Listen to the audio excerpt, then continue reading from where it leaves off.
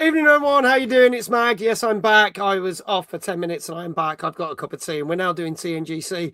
Well, what a massive failure that what opening night live of Gamescom was. Thanks, Uncle Jeff, for making me sit through that 2 hours of mediocrity. Thank you. See you again in December. Welcome to Tuesday Night Gaming Chat, where we talk about the latest gaming news and reviews from the last 7 days or so. And as always, welcome to everyone who has been sitting in the chat. I want to say, Chaotic, thank you so much for that raid. I know you literally raided us as we ended the broadcast, but thank you for being here. And thank you if you've stuck around. Thank you so much, because it was the only way we could do it, jumping from one bit of software to the other. So there we go. Thank you so much. Oh, no, we really enjoyed it. It was all right. I think there was about 4 or 5 songs. What the fuck was this? The MTV Awards. 4 or 5 games that I thought were all right. And that was it. But there you go. But thank you, Celtic. Thank you so much. Hannah, welcome back in. My internet's been fluctuating for the last few minutes. I'd like to close for Twitch for a bit. That's fine. You can also watch us on YouTube because we are broadcasting on YouTube. It was majorly wank. I agree. Chloe, yo. The Metro one. I did like the Metro game. I'm looking forward to that. Flame says, welcome back. Welcome back. Thank you very much. Hey, everyone. There you go. Brian as well. From the UK Gaming Network. Good evening. I just wasted 2 hours on my life. Hope you're not going to waste another 2 hours by watching me. Moving steadily on. Obviously, I can't do this show by myself, and I'm sure he's got some things to say about opening night live. Please welcome the co-host that knows the most, the one and only Mr. David Jones. Good evening, mate. How you doing? I'm all right. How are you, mate? I'm all right. I survived the 2.5 hours of Gamescom, and it's your pre-show. Yeah, it was okay. Yeah, as you say, it's kind of, I wouldn't say it was like completely meh. There's plenty of stuff there I like the look of, but a lot of it was stuff that we're already aware of. Like we know about Metro, we know about Silent Hill, and was it the Plague Tale game, Final Fantasy? Which is out Thursday. There was nothing new that grabbed me that I can recall, and a lot of the stuff that was in like the pre-show was a bit. That was pretty meh. I didn't think there was much in the pre-show at all. That was you mean you're not excited for Train Simulator 7 or whatever the fuck it was called? No, not even remotely. There you go. This is true. Stuff we did know about from Summer Games. I mean, this is the thing, and we always say this. Summer Games Fest is a big deal. So you get lots of things that are announced, right, that you're not expecting. Same with the Game Awards, because let's face it, there's hardly any awards at the Game Awards. It's all about the trailers. But with this one, it's kind of just saying, hey, this is what you could play if you were here at Gamescom. So it's basically just massive advert to give you FOMO, really. It's what they're doing. But yeah, so there you go. But tomorrow we got the Future Game Show. We are covering that from 6 o'clock tomorrow. We're doing Future Game Show, followed by the Future Game Show live at Gamescom, which will clearly be pre-recorded because it always is. So I don't know why they call it live. And then we are covering the Retro Game Show, which went live on YouTube last night. And one of our previous guests has, who had the game Astro Burn, is co-presenting it with, if you remember back in the days of Inside Xbox, when it was Andy from Outside Xbox and Dan Mayer. It's Dan Mayer that's presenting it with him. And it was recorded at Loading Bar that I was at a couple of weeks ago, doing all that stuff with Devolver. So that's going to be cool. We're going to be showing that tomorrow night. Thursday will be Awesome Indies. And then Sunday, we're going to do a recap at 6 o'clock. But that's enough of that. We're gonna head straight in because I know we're starting later than we wanted to. We are going to welcome our guest. His first time on the show. And I know he's going to be a great guest. I've been wanting to get him on the show for absolutely bloody ages. I love this guy to bits. He has got the most dapper moustache of any man in any stream you'll ever see. And it's even more outstanding in real life. I have a good laugh with him as well when we work together at TwitchCon. Please welcome a Twitch partner and one of the members of the Cardiff meetup team. Please give it up for Carlton. Hello. I'm doing amazing. How are you? Thank you so much for the beautiful introduction there, Mags. You're welcome. Oh, my ego is like, it's way up here right now. Oh, mate, it's so good to see you. I'm going to say this now. I missed you so much at times. Oh, no, don't do this to me, bro. Honestly, I was so gutted I wasn't at Timeless. I've let you down. I've let the team down. I've let myself down.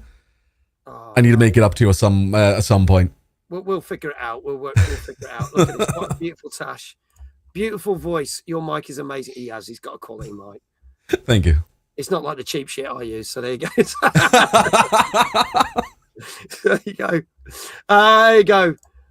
Oh yeah, nice. You to turn up tonight. Very funny. Oh, he's a bastard. Right. I'm allowed to F and Jeff on this stream, right? Yeah, of course you can. It's not PG. Good. Fuck you, Jesse. It's funny. I say that quite a lot. So yeah. But no, dude, you were missed, and I appreciate that you reached out to us and said, "Look, this is the reason why we can't be here." So thank you, because I'm going to say this now. There was quite a few creators who didn't even fucking bother messaging me. So next year, you ain't getting a fucking press pass. Ooh. Oh, I'm sorry to hear that. The first person I was like, all right, I need to message Mags just to let him know what I can't make it, why I can't make it. I didn't want it to just be a case of I've gone and like shafted you, let you down. It was more of a look. I need to let you know I'm throwing my toys out of the pram here. It's not your fault. Jesse said, I didn't know Carlton knew the show catchphrase. So, how you been, man? What you been up to? Because you are a busy man as well. I'm doing good, thank you. I've actually been learning a whole new skill. Getting myself a new job. I got made redundant at the start of the year, so since then I've been looking at what I can do. My old man basically turned around to me and said, well, I'm looking at retiring. I'm doing, because he does coffee technician work, doing service and repairs on the machines. Yeah. And it was a bit of a, tell you what, let's give it a go. Let's see how it goes. And I've been at it for a couple of months now, and I'm loving it. Is it? Is it good? Absolutely loving it. What does it involve then? Because I'm quite intrigued by that then. So initially, it's basically maintenance and servicing of an espresso machine you'd have in a commercial premises, so like a coffee shop itself. Yeah. Just making sure that it's all working properly, repairing anything that's gone down if there's any leaks, etc. Replacing all of the seals, but then also making sure that it's pouring the best quality coffee that it can. Nice. Because I also provide barista training, so this is something I've done for absolutely years. Oh, sweet. Back in like 2014, I was a barista champion in the UK.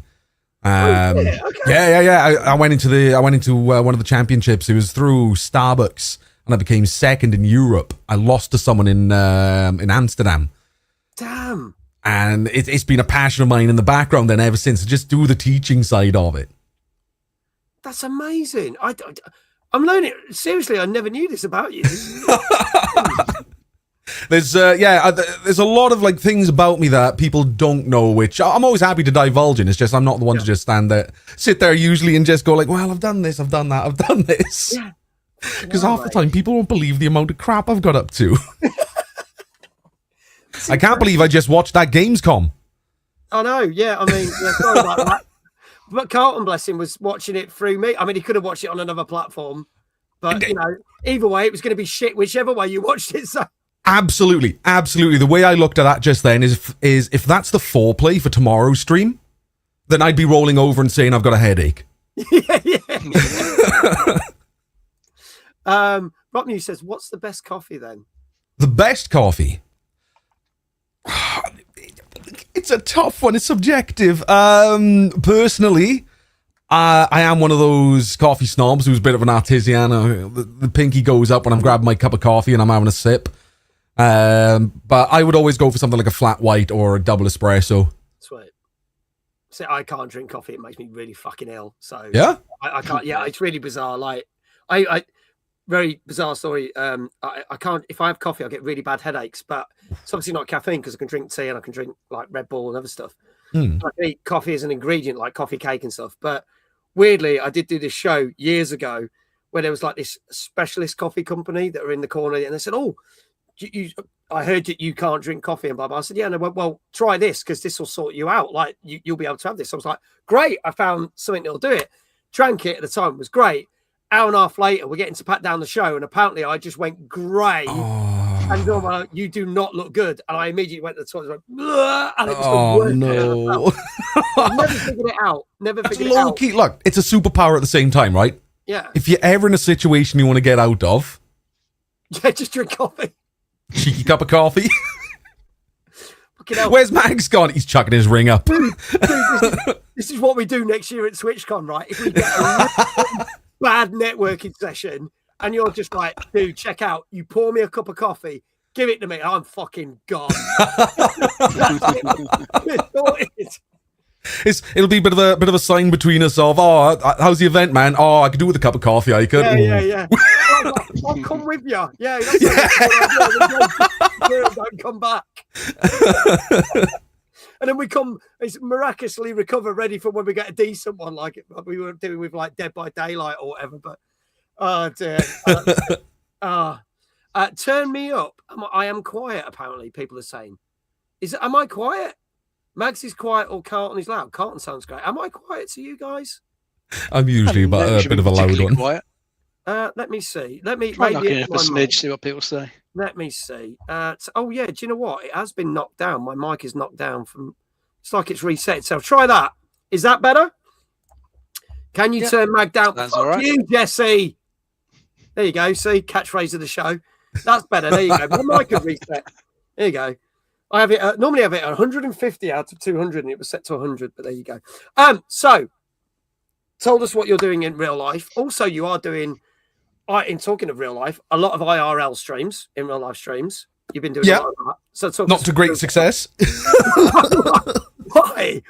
Oh, yeah. The last one I just did, I went to a favourite childhood place of mine called St. Fagans. It's a National Welsh History Museum, like an outdoor museum. And I had no end of tech issues, and it turned out to all be down to one duff cable. No, really? Yeah. So I've ordered multiple replacements to keep on me as spares.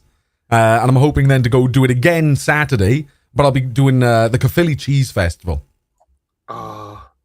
Morrigan Goddess says he needs better cables, IRL. I do. I really do. There you go. But no, oh my! But at least I guess you're not going back for the sake of going back doing the whole thing. At least you can do other stuff as well. So absolutely. Yeah, I'm going back. I'm going back for a totally different event this time then, and to see what's going on. There better be cheese. Why would you call it a cheese festival if there isn't? So yeah, I was going to say lack of cheese would be worrying at a cheese festival. But there you go. And I was going to say also, obviously, as I mentioned, you are 1/3 of the team that runs Cardiff meetups, and you've got your 2nd anniversary coming up in September, which is amazing. So do you want to tell us a little bit about what you got lined up? And hopefully one of the mods can drop the link. It is in the mod chat. So if you haven't got your tickets are a tenner, if my memory serves me correct. Yes. I'm hoping to go, but I have no fucking idea where I am on the planet yet. But I'm hoping to be back in time to get to you guys. So fingers crossed. Yeah. So tell us all about what you got lined up, if you're allowed to. Yeah, you're right there. I'm very limited on what I can share just yet. It's going to be coming out over our posts over the next couple of weeks of what we've got going on. Couple of competitions that we're thinking of in the background, and we want to try and make this more of a birthday party environment. Nice. What decade we're trying to aim for? That's something you guys can probably imagine. It's definitely not going to be the Zoomers. It's going to be catered towards our old age, more reminiscent to the parties we used to go to. But yeah, we're trying to do it as like a birthday theme. And yeah, just it's going to be on the 26th of September. Yeah, even I was like, Saturday. What it was. But yeah, I can't share too much at the moment. A lot of our posts are going to be put up over the next couple of weeks, like giving little teasers and all that kind of thing of what we've got going on. That's cool. These guys put on an absolutely fucking fantastic event at DreamHack. It was like nothing like anyone saw. It was absolutely fucking rammed. About 600 and something people in there, I think. Thereabouts. Thereabouts. We hit capacity and had a little few more in. It got to a point. There was a few people coming and going, "Oh, I did get a ticket, but I didn't get the email." And I was going through the list, and it was like, "Your name's not on you, mate. Did you actually get the ticket?" Just to be honest, I'm not gonna I'll let you in. We had 2 game devs with us, and I didn't even lie to Elijah. I just went, "There are 2 game devs that are here. We've been with them all week. Can we just fucking get them in?" And he was like, "God, fuck it, yeah." Everyone else is going. So like, Exactly. They greatly appreciated it. So But yeah, it was good. Hey, and look, if it makes Amaran look bad. Oh, I felt so good. Oh, honestly, I was J-posing the entire weekend. The feeling of I beat an Amaran party, which Xbox put money towards. Which was absolute dog shit. Yeah. Yeah. So if you want to go to an event which is nowhere near fucking the event that you're at, and then get there and find that there's only 4 other people, and because it's so bad, they basically let the general public in, who turn out to be the local drug dealers, then that's your kind of party. That was my favorite thing on the last day, the final day of DreamHack, when we were going around and people were literally like, they knew who we were, so they came up to us and they were doing do you want to buy some drugs? Because they were like, yeah, that's what the Amaran party was like.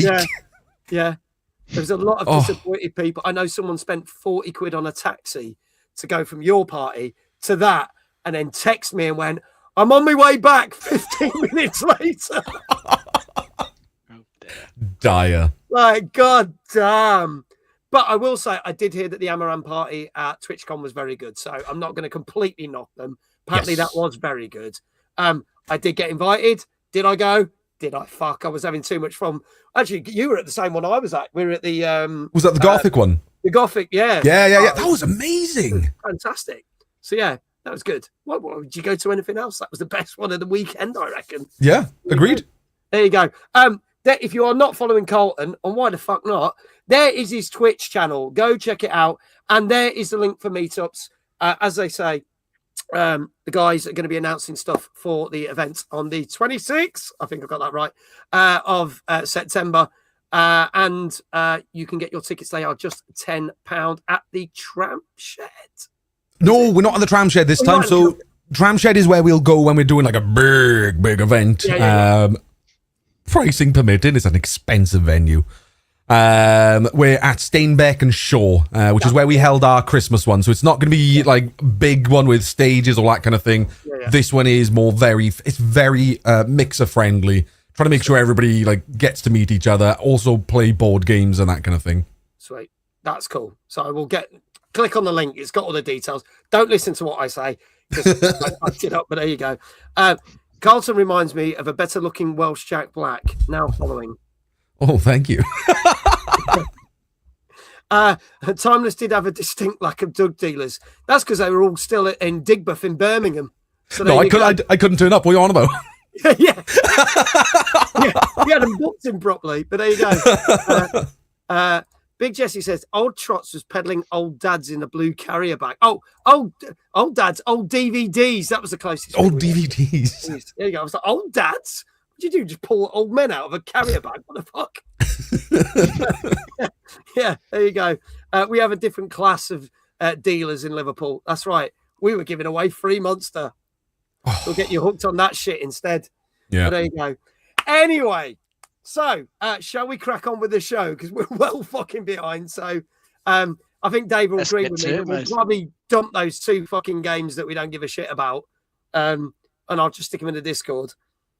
I think you know which ones I'm on about, the Japanese ones. Oh, yeah. I was going to say that in the chat, actually. Fuck those ones. Yeah, fuck those. Yeah. So ignore what we're going to say, but this is what we're going to do, folks. Folks, this is our 279th show. Tonight we are going to discuss The Sinking City 2, the brand new DLC for Stalker 2, Cost of Hope, and Mortal Shell 2, plus with 3 other games, because I've just decided to axe another 2, because I don't give a fuck about them. We're also going to talk about latest gaming news, especially things to do with GTA 6 and the fact that important information got leaked, but how they're going to deal with it, because that got released literally yesterday. All that and the Xbox retail charts. So we're going to hit the show running, and we're going to start with this first game, which I remember being shown, and if Chaotic is still here, this was shown on the most recent Horror Game Awards showcase. This came out last Monday on PC, and this is called Feed It, Games from a Chair. Let's have a look at the trailer for this.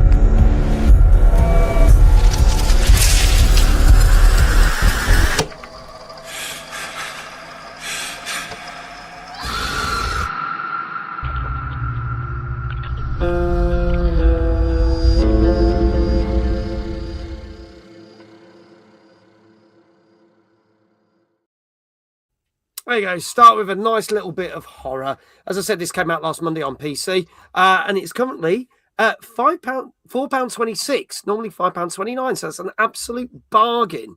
Dave, tell us a little bit more about this, because Rock News wants to know: can we kill the pig monster? I think in this game, I don't think you can fight, for what I've read. I think you've got a choice. Do you collect the food and feed it to the monster who's demanding, to be constantly fed, or do you try and eat some of it yourself to keep yourself alive and try and find a way out of the this strange house where you're trapped? I think it's been a bit of a maze-like house. You got to try and learn the layout, see if you can find any opportunities to escape. It's an interesting-looking horror game. I think it's going a bit more the psychological horror route. It's going for sort of a bit of a low poly art style. Gives a bit of vibes like old PS1 type games. So it looks interesting. I think the art style works for it. So yeah, I think anyone who's looking for a bit of horror, looks pretty decent. I like this because it's like a game that hasn't actually got a combat mechanic. It is literally feed it or feed yourself or leg it and run away and figure out how to get out, which intrigues me on this. Carlton, you're a horror games fan. Is this something that would tickle the taste buds? This the taste bags, taste buds, bags. I mean, we can sell taste bags. I really do have a bit of a sweet spot for the PSX style games that's being released within the horror genre. It can be done very well, or it can be done very bad. A lot of people a lot of developers lean onto the PSX style for it in terms of how much easier it makes making the game itself look. They don't have to pay too much attention to the actual atmosphere. Yeah. But then the professionals, the damn good devs out there lean into the side of, the jank carries some of the scary stuff that happens in the shadows. And I think that might be the type that they've put extra thought into. Like Dave said, it's a psychological horror. It's going to be something that's going to really it's going to be a cooker. It's not going to be one that's going to be constant jump scare left, right, and center. It's going to be something that you're going to feel a little bit safe at one point until you're not. Yeah. You're going to be constantly on edge. Yes. So I'm looking forward to having a go into that. And you said it's released for £4 odd at the moment? Yeah, £4 at the moment. And you've probably got another week or so before it goes. And it only goes up by £1.50, I think. So put that right in my basket. There you go. There's another one to add to your 700 wish list games. So for those who have not seen the show, we don't review the scores. But I scour the internet, and I'm waiting for a comment from Dave Housen here where he goes, no, he just looks it up on Bing. No, I scour the internet, look at all different sites, whether it be Eurogamer, GameSpot, IGN, Gamer Ranks, Metacritic, and take an average score from the critics. You may agree with that score, you may not, but for a bit of fun, we get you to guess the score. So you've seen people in chat already putting scores in, and you can have halves and whole numbers, anything from 0 to 10. Neither my guest or Dave actually know the scores either, so they get to guess. And if the chat and Dave or Carlton guess it right, you get a shout out in the chat. That's how it works. So let's see what people are saying in the chat. Brian says, looks like a 7. Danker saying a 7.5. Kindred saying a 7.5. Rock Muse saying a 6.5. Moonchild, hello Moonchild, 7.5. Chloe says, for me personally, a 5, but for this show, 7.5. Hannah, 7.5. The price goes up after the 31st of August. You got the rest of the month, which is literally until next Monday. Matt says gruesome 7.5. Scars is saying a 7. Chaotic is saying an 8. Moonbeard is saying a 7. Flame is saying a 7. I'll start with Dave. What do you reckon this has got? I'm going to try a safe 7. Going for a safe 7. Phantom says, I wasn't paying attention. It's a 7. We have the rule that basically if you're even ignoring the show, you can get a 7. You've got a good chance of getting it right. Carlton, what do you reckon? There are so many. I feel like there's such good guesses there because I'm hovering around the 7.5. So I think I'll have to stick to my guns and go for an IGN 1, which will be a 7.5. Right, okay, yeah. So this game is dog shit. 7.5. Realistic 7.5. If it's not an 8 or above, it don't mean it. There you go. So, folks, this is Feed It Games from a Chair, which came out last Monday on PC, and it's only about £4. If there are no more guesses in the chat, I can tell you that this got, on average, 7.5.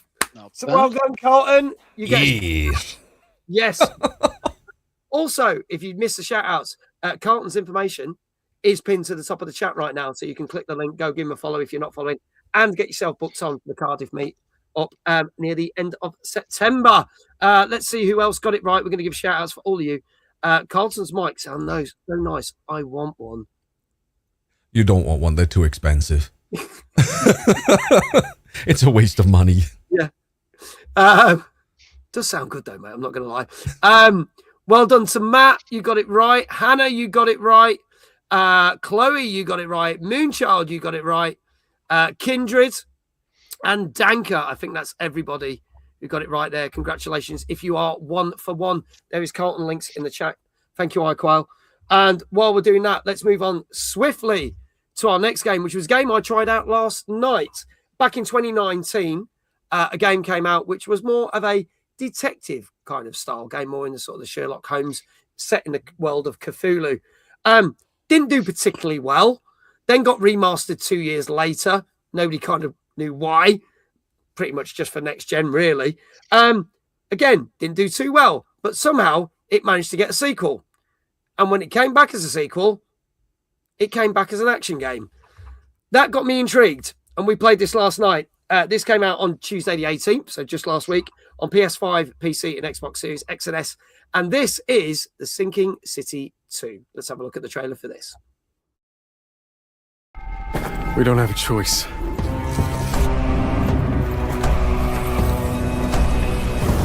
You and me, we've seen a lot of things, done a lot of things.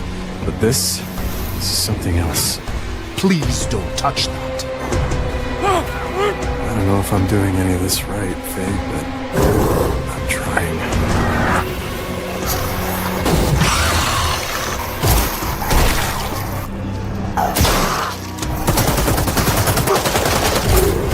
I love you, Faye. More than anything.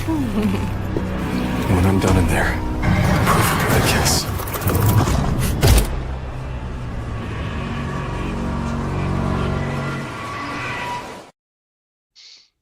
There you go. I'm going to reserve my thoughts on this because obviously I played it last night, so I'll wait until everyone else has said. But Dave, tell us more about this because they have shifted direction with this sequel, haven't they?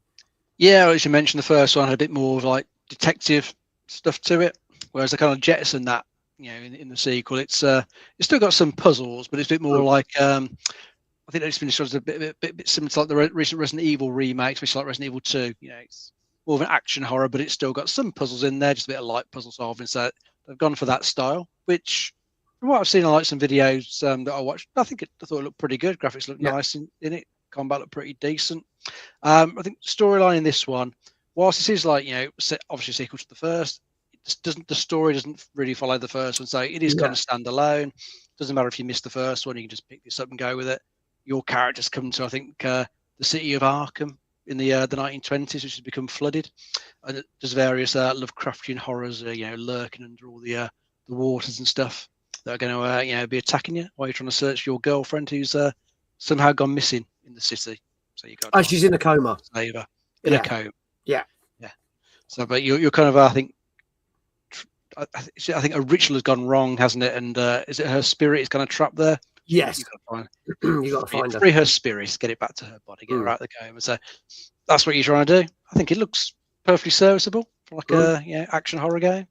So maybe I'll have a look at it at some point when there's a big lull in games. There's far too many out at the minute. There is. I can tell you that this is currently £41.35 on Steam. $46.74 on Xbox, so it's more expensive on Xbox, and $39.99 PlayStation, so it's cheapest on PlayStation. So there you go. Thank you, Kindred. Your thoughts on this one, Carlton? Did you ever play the first one? I've never played the first one. I've seen the trailer for this a couple of times now. So, not the trailer, the poster for this a couple of times.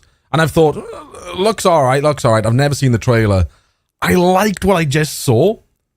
I enjoyed the Resident Evil aspect, the 20s kind of feel to it. It's got that eldritch horror kind of look to some of the monsters that's going on, which anything Lovecraft me. So I'm a little bit sold, if I'm honest, and I'm shocked to see PlayStation's the cheapest one out of them all. Usually that's not the case, but I might be looking to pick this one up for myself. Yeah. Okay. Especially where Dave said I could just pick this up without playing the first one, which is you don't perfect. You're still the character from the first game, but everything's just not connected, which is good in that respect. But yeah, I played this. It leans massively into Resident Evil, but for all the right reasons. And what I played, I really enjoyed of it. And I it's funny because when it started out, I was like, this is what that Alone in the Dark reboot from 2 years ago was trying to go for. But that kind of didn't quite hit. I enjoyed that, but it was not quite great. And I was like, this is kind of what that should have been. That I think if the Alone in the Dark had been a bit more like this, that would have succeeded.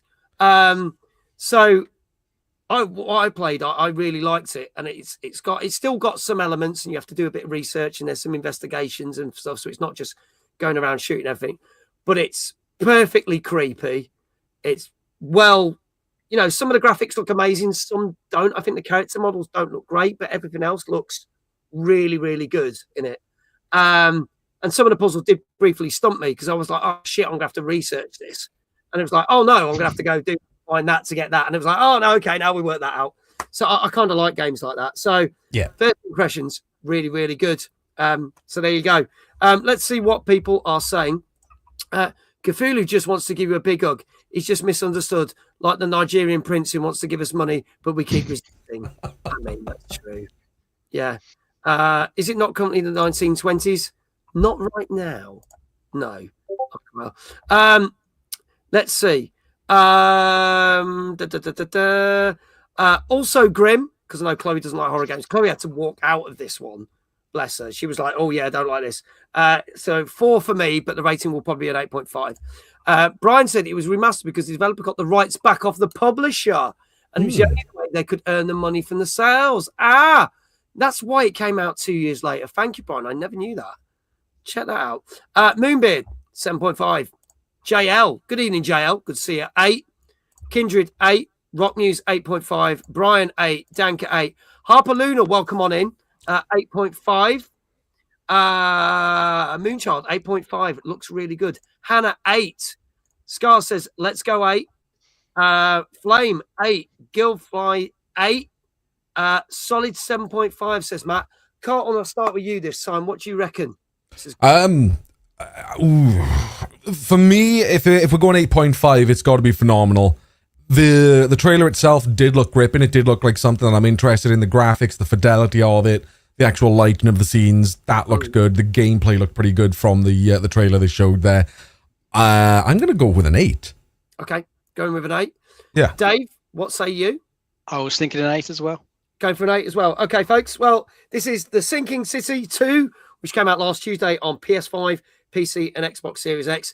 And even though they're claiming that you should be not playing any PlayStation games because of a blackout, because let's face it, that's going to do fuck all for physical releases, it's cheaper on PlayStation. Let's go and fucking play it on PlayStation. I did last night. Doing my bit for the boycott. There you go. Thing is, that's what they sent it me on, so it's not like I couldn't. Oh, I'm not going to play it. Look like a right twat. That's right. You had it for free. It don't count. Yeah. Fuck it. Yeah. But there you go.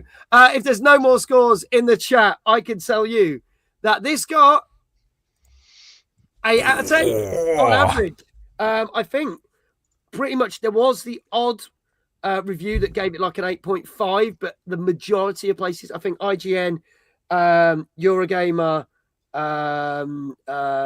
GameSpot all give it 8. I think GamerRanks gave it an 8, so there was only a few. I think it's got an 8.5 on Metacritic, I think, but generally 8 out of 10, which is great. So seriously, go check this out. I really, really like this. I want to finish playing this. So yeah, definitely that's what I call a comeback story, because I think the first game was kind of a 6 out of 10 kind of thing. You know, it was so. So yeah, great to see. My PS5 has been having a blackout for about a month now. He's just not playing it, right? So it is. Oh, so if you round it up, it is about an 8 out of 10 on Metacritic then. Okay, I thought it was higher. So there you go. It must have been somewhere else I saw it got an 8.5. But there you go. Well done. Again, we give Carlton a shout out. All these links are in the chat. Please do go give him a follow if you're not already following. And go get your tickets for the Cardiff meetup at the end of September. Dave will come back to you in a minute.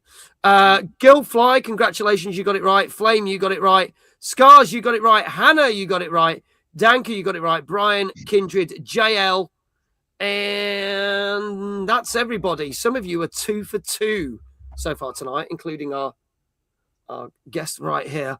So this is going good. Now, for those who don't know, Dave is not a streamer. Therefore, we can't give him a standard shout out. So we have to do it in a different way. If you want to show your support to Dave, do !Dave in chat. But Dave, how would you like your first shout out of the evening? Let's see if we can get your knees cracking. Bastard. Right, okay. Thank you. Right, here we go.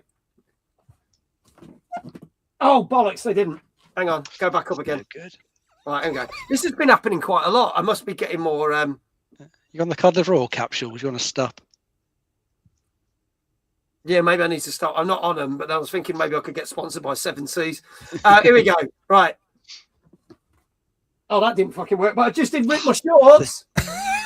That's something, at least. I fucking kid you not. I just ripped the front of my shorts. Oh, no. So there you go. So that happened. Fucking out. I've got to do that. Right, okay. 3, 2, 1. Dave! There you go. There's a shout out. Fucking rip my shorts. Seriously. Can you see? Can you even see that? Look. Fucking big fucking hole. Well, let's see. There you go. Well, my knees didn't rip, but at least my shorts did. So there you go. I just this is quality content. There you go. But they're going in the bin after. At least it wasn't my crotch. Thank you. That's enough leg to get you demonetized. Thank you, under console bot. I mean, anything would help. So I'm not trying to get monetized. I'm trying to go the other way. But there you go. R.I.P. Mag Shorts. Mag is about to show us a score of 8.5. There you go. Congratulations to everyone. Oh, fucking hell. Everyone got that right. Let's go on to our first news story. Talking of blanking PlayStation and progress, something happened last week, which was a bit shitty because there was a live stream to basically go more in depth for the upcoming game, Phantom Blade Zero. So you would think that when it's being broadcast on Twitch and YouTube, people are pretty hyped for this game, see it more in depth, see what's coming up. And especially because S Games has nothing to do with Sony. Okay, so the people that are making it have nothing to do with Sony. But no, these people that want to do the boycott have not really thought it through. And I said last night, if they really want to thought it through, you should do it the fucking week that Wolverine comes out. That would make sense. But no, you want to fucking play it. So do it in a week where there's no PlayStation games coming out. They basically got flooded with comments on the YouTube chat and the Twitch chat saying, no disc, no buy. I'm going to say this out. I think this is a bit shitty to happen because what has S Games done to cause this? They're not the ones that have stated they're not doing physical releases. That's Sony. So why target it? This is like the equivalent of Just Oil fucking at gaming events. This is like as bad as this. Like they pick gaming events to try and ruin and go, oh, and do it in a stupid way. And then no one backs Just Oil's calls because they're a bunch of pricks. I thought it just sounded like a really, really bad new Bob Marley song. Yeah. No, what was it? No disc, no buy. No disc, no buy. Right, if anybody starts putting that up as a song on Twitter, I'm saying I came up with that idea first. Tell you what, TwitchCon 2027 live performance. Let's go. Live on the main stage as well. DJ Clancy on the side. Can you imagine? He'll be on his piano backing you. We could do it as a heartfelt rendition instead of it being reggae as well. Yeah. There you go. Carlton and the Cartlets. Oh, yeah. This makes me laugh because they say, oh, when they all bought GTA 6 already and there's no disc with it. I just think it's a bit shit. Like, why choose Phantom Blade Zero? Like, why target that? Well, I think it's been happening on various like other things Sony have been putting out, like any like posts on social media, they've had the same comments on those since their announcement. So it'll just keep happening, or probably all the way through to 2028 or until people get bored. It's the brick chewer way of viewing it is, let's attack the games companies and not the console brand that's doing this. Yeah. The shareholders don't care about those games companies. No. The shareholders care about Sony and their profits. So it's realistically, it's Sony you need to target in these and air your frustrations with. Yeah. One way it did work was Helldivers 2. Yeah. Review bombed the hell out of it over the situation. Yeah. Flipped it and changed it straight away. And I'm not saying review bomb the hell out of games, because that's the most stupidest thing to do, because there's people in the background working their ass off for these games and doing a very good job at it. They're not the ones to blame for it going diskless. It's the big boffins up in the top of Sony. So you need to put your reviews towards Sony themselves, their own products, and not their game products, the actual machines. Yeah, I totally agree. I've said this. I said this last night. Anyone who is doing the boycott, fair play. I'm not going to knock them for doing it. Yeah. Fine, go do it. But I don't think the boycott has been very well thought out, and that's my issue with it. So just boycotting the wrong people. Yeah, they're targeting the wrong people again. And it's just like, there you go. Jesse says, I'm enjoying how much me not playing my PlayStation 5 is upsetting them this week. Yeah, exactly. At the end of the day, oh no, he's not playing his PlayStation, but he's already bought the games and we're already releasing them and they're doing the pre-orders. Yeah. And this is the crazy thing. And the thing is, we talked about on this show literally a couple of weeks ago, Sony actually, a month after originally announcing it, put out a statement saying they are not backtracking on this. Mm-hmm. It's happening. We're giving you enough warning. And that's it. So they are not boycott or whatever. It's not going to change jack shit. Sorry to say, if you're looking for me to go, oh, well, let's go rally and support this. What's the fucking point? They've put their foot down. Yeah. Kindred right there. Right there. You're still playing for your PlayStation Plus and just not using it. That's where you hurt them. Yeah.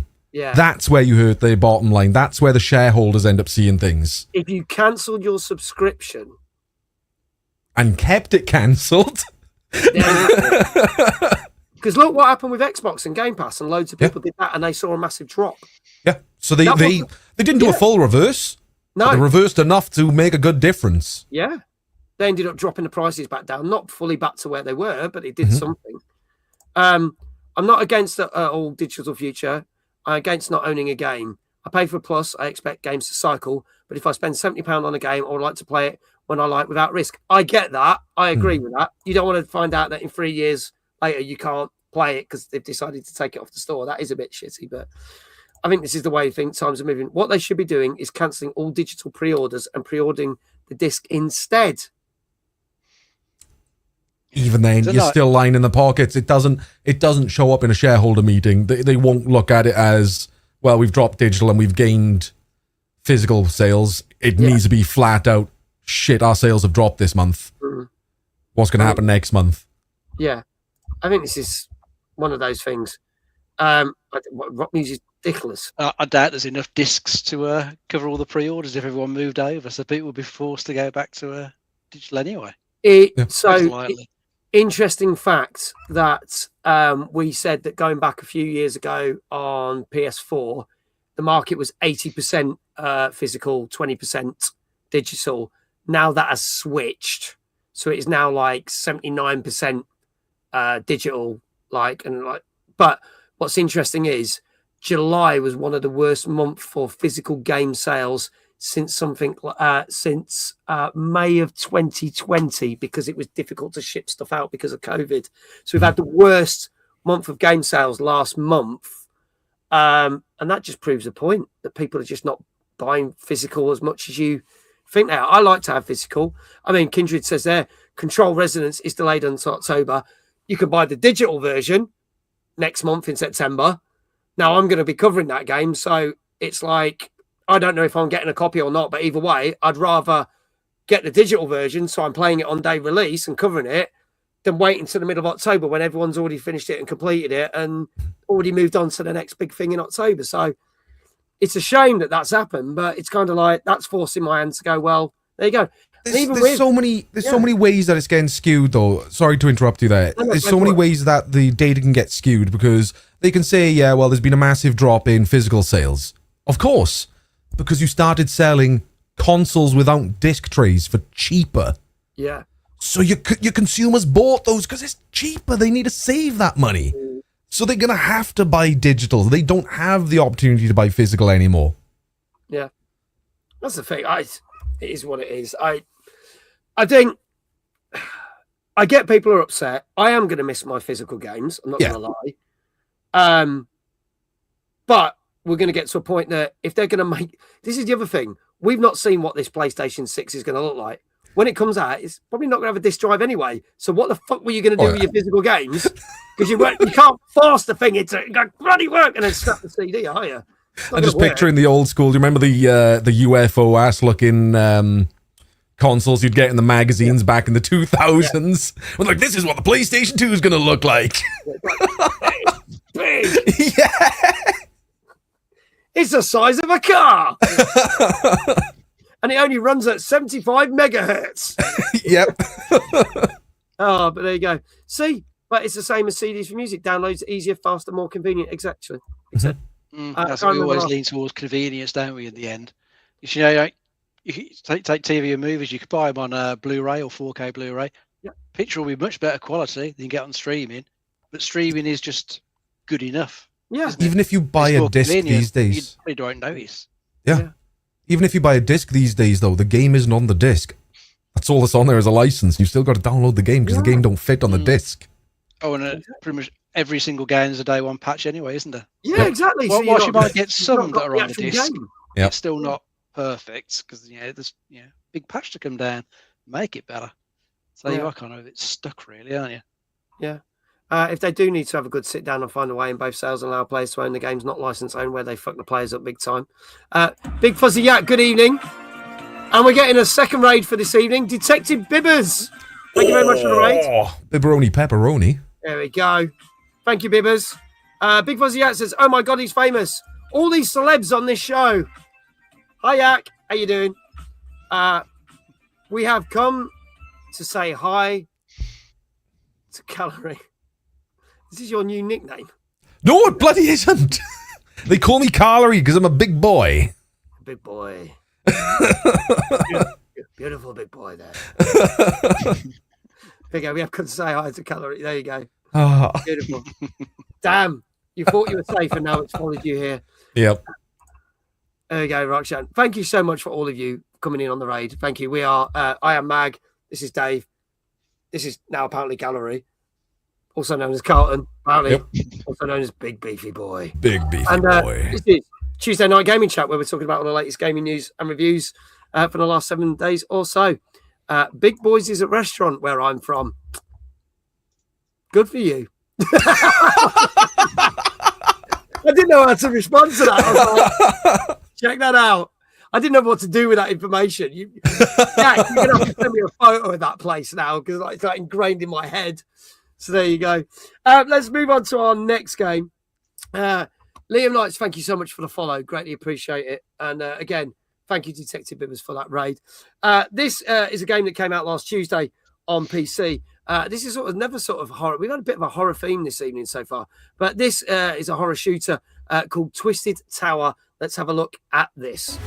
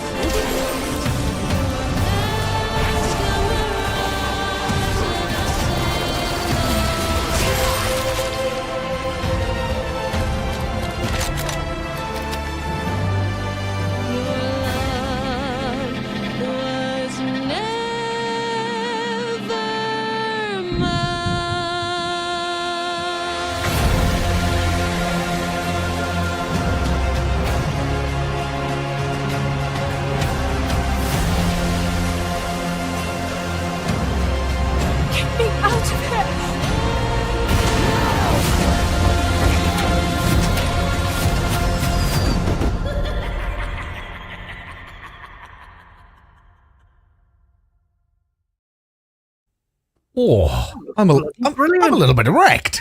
If that's fair to say. We have found the pink of the evening. Oh. Fucking hell. Dave, tell us a little bit more about this one. Well, I'm not quite as erect for this one as Carlton, but this one, as has already been mentioned in the chat by a few people, definitely gives you Bioshock vibes, especially like Bioshock Infinite, where they've gone graphics-wise with this one. This one is a first-person shooter set in a 1950s-style theme park resort, where you'll be going through various like themed sort of levels, hotel, water park, casino, that sort of stuff. And I think all the weapons are kind of like toy-inspired, like rubber band guns apparently, and bubblegum chain guns that you can see in the trailer. So it's certainly got an interesting style to it. I think ultimately you're just trying to rescue your loved one from the tower. But so it looks all right. Yeah, can't see anything particularly wrong with it. Might be good fun. And I say with a bit of a Bioshock inspiration behind it, could be quite interesting as well. I'd not heard anything about this game, like nothing at all. In trailers, it just come out of nowhere, and I'm like, apparently the guy had been working on this for 5 years, I believe. The guy that made it. So I'm just like, holy shit. So this is one to look out for. At the moment, it's only on PC, but hopefully this will get console releases as well. Carlton, you're fully ready for this one. Standing to attention for this one. As you could probably tell, I'm a massive fan of Bioshock games. That spewed Bioshock at me, and ever since Bioshock Infinite, I've been hungry for more. Yeah. It doesn't hit the modern day level of Bioshock that I would imagine we would be getting. But it has so much of that flavor there. I'm curious as to what they're going to be going with in the story of that game. That's going to be where the real crux of it is. But I really love the aesthetic they had there. The bubblegum machine gun, the kind of toy enemies that they've got, the color palette of the actual the environment that they had going. It's calling to me, and it's something I really do want to have a whack at. Yeah. Why play it or whack in the bathroom? Because you. Why not do both? Play it and have. No, let's not go there. Jenny, good evening. Says it's me. Hi, I'm the problem. It's me, and she's like, oh, we've got the man with the fabulous moustache. Hello. There you go. Jenny last year was in the other house next to you guys. Oh no way! Yeah. So, I was the drunk guy next door. Yeah, in the tent. Yeah. They got rid of that as well. We had a look there. That tent's gone in that house. The tent is gone? Yeah. That's why they didn't give it to me. It was that house I was meant to be in. Oh, yeah, I know. That's the thing. We looked over the wall again and we were like, because we were in the same place, and we're like, no fucking tent. I'm glad nobody was there, right? I don't know. We kick off if I found out somebody else had it off me instead. Fucking bastards. I don't know. It was very weird. We were all packed in the one at the end, so there you go. That reminds me of what happened to Judas for the Make a Bioshock. We are still waiting for that to come out. So, Ken Levine's game. That was and a series. Yeah, still not heard, and it's gone very quiet. Still hard at work on it. Maybe next year, maybe the year after. Yeah, we'll see. Yeah, you delivered us milk last year. I did. Look, I wanted to do the neighborly thing, and I thought, well, I'm up and sober, I'm ready to go in the morning. You guys were there for an extra day, and I'll leave you a little milk. It was very good of you. Very good of you.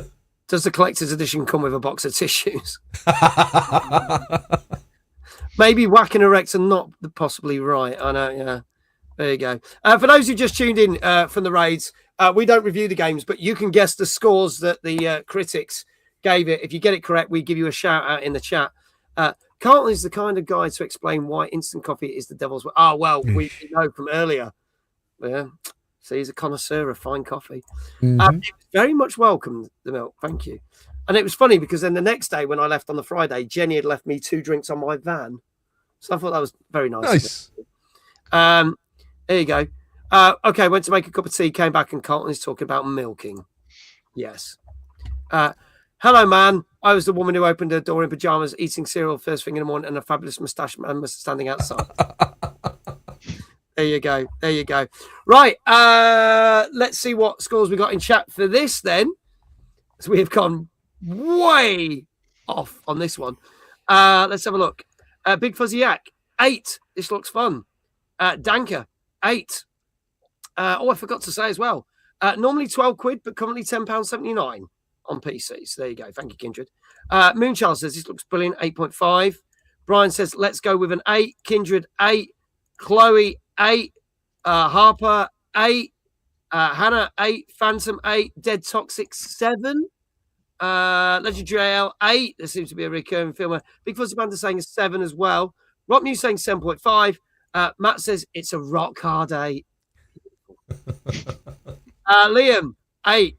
7.5 says under console pod. Flame 7.5. Scars 9. You are aware that Carlton is more than just a mustache. We are now. Jenny 7.5. Dave, start with you. What do you reckon to this one? I'm going to try 7.5.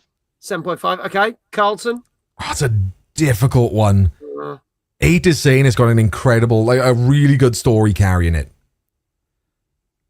I didn't see any story aspects apart from the cage scene in that trailer. I feel like Dave's 7.5 is actually like a really... I'm between 7 and 7.5. Okay. But I like the aesthetic, so I'm going to go 7.5. Okay, go for 7.5. iCross says, keeping with the theme, Master B, 8. Folks, if you haven't put your score in, now's the time to do it. This is Twisted Tower, which came out last Tuesday on PC. And if there are no more guesses in the chat, I can tell you that this got 8 out of 10. Nice. It got really good write-ups. I've definitely got to play it then. Yeah, I've definitely got to play this. This is one of the few games this year I've never heard about. So I'm not mad. I'm not mad to lose to that. Right. Like I said, 8 means it's got a good story. So it's something I've got to try. Definitely. Kindred is now free for free. Have we got anyone else who is free for free? Good going, Kindred. 2 in a row, says JL. Nice. Chloe is 2 for free. Let's have a look at this. So, congratulations to the following people. Liam, you got it right. You get a shout out. Matt, you get a shout out. Scrolling up. Legendary JL, you get a shout out, dudes. Phantom, you get it. Hannah, Harper, Chloe, Kindred, Brian for the UK Gaming Network, Danker, Big Fuzzy Yak, you all get shout outs for your channels. Go follow these lovely people because they're taking the time to watch this really random, crazy show that we do every week. So send them back a bit of love. We would appreciate if you go follow them as well. Thank you so much. Moving swiftly on to another game. A game that divided people. I know Dave in 2024 liked this game a lot. I thought it was a massive letdown. However, it did end up in our top 15 games of 2024. This is the first DLC for this. This came out last Thursday on Xbox, PC, and PS5. And this is Stalker 2, Heart of Chernobyl with the Cost of Hope DLC. Let's have a look at this.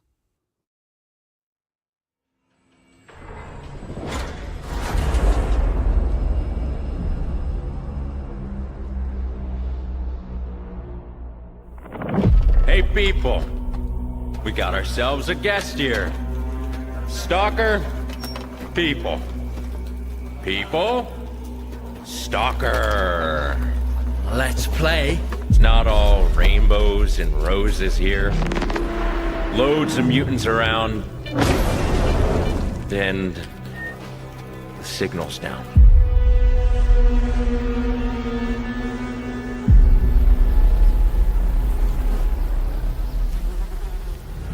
We wanted to bring the world freedom. We will return as victors. Being able to return is victory enough. What were the two of you chatting about over tea after the arena, huh? Coming up with a plan? Did you really think I wouldn't know? If you don't do something, the mercenaries might attack our people, our freedom. No.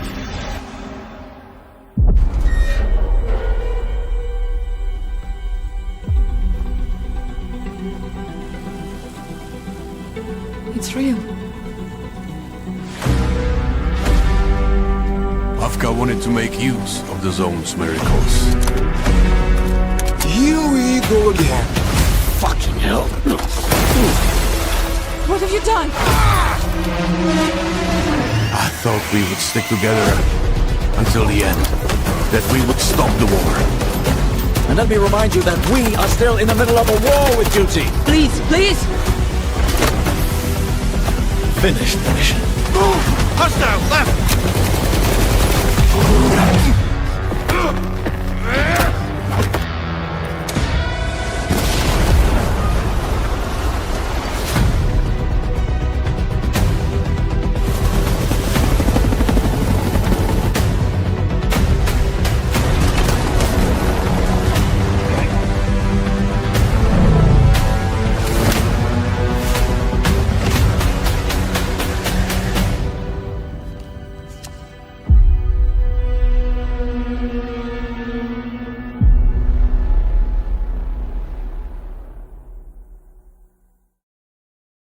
There you go, the first major DLC for Stalker 2.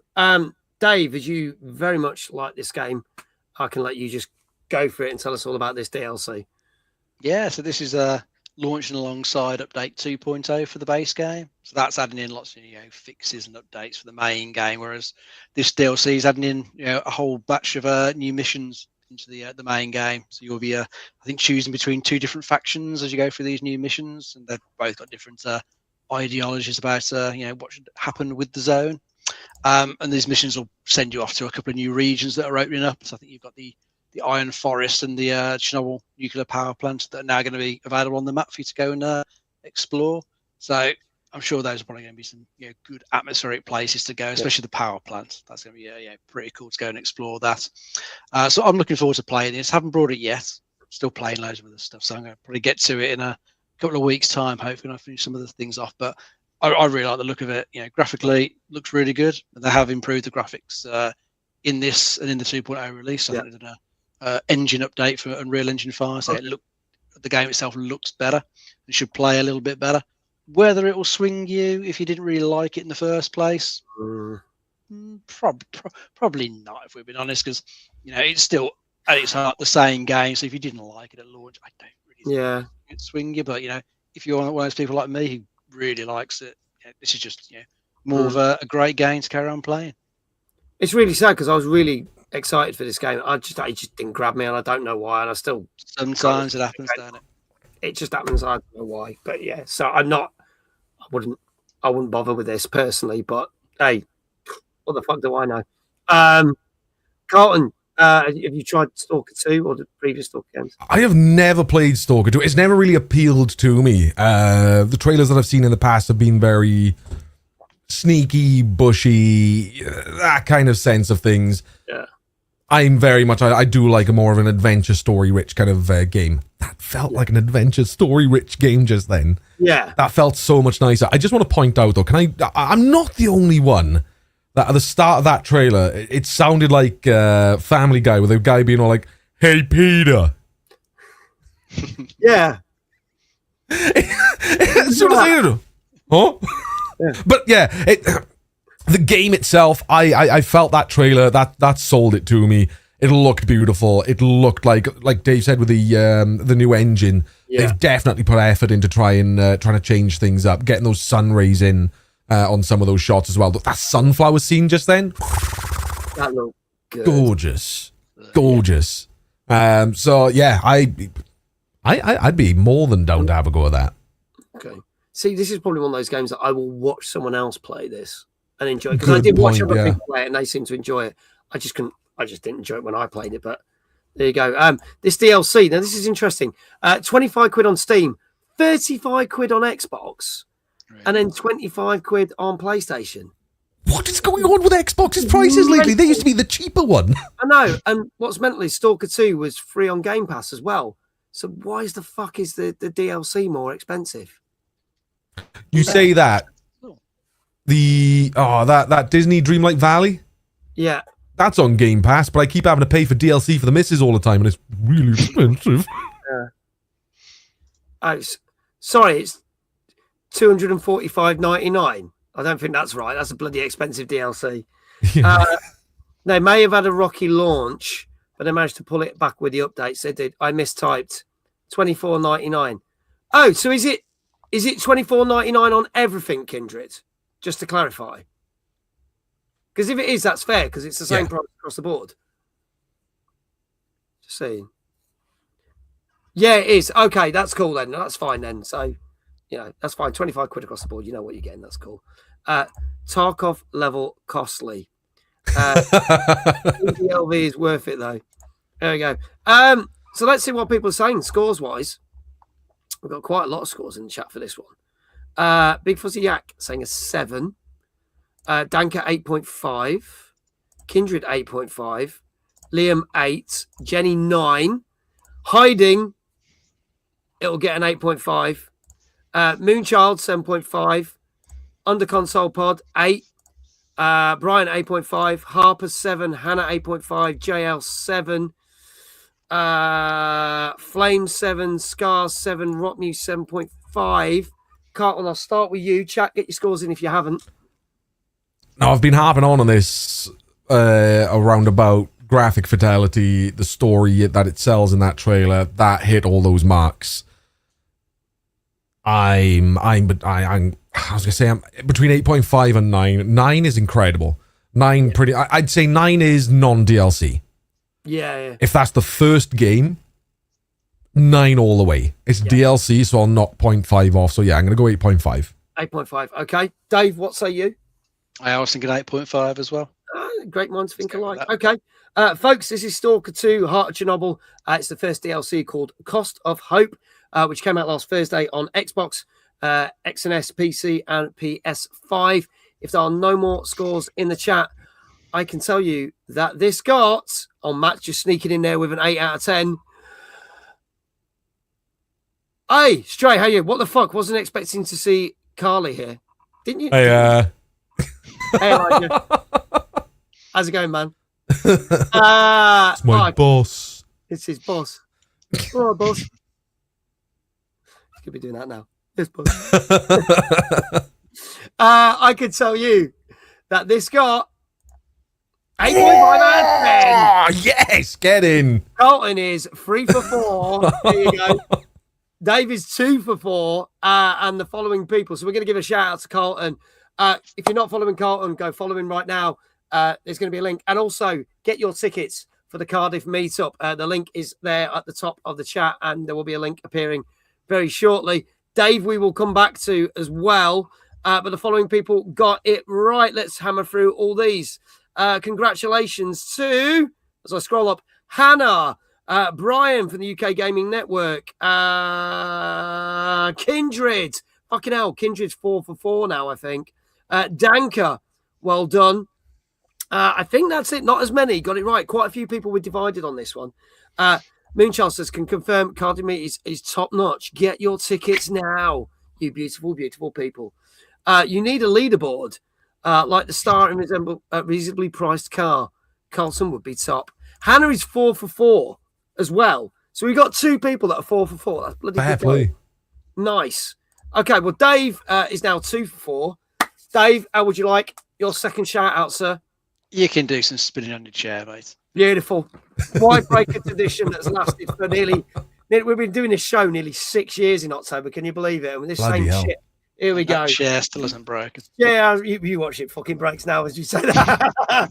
In 3, in 2, in 1.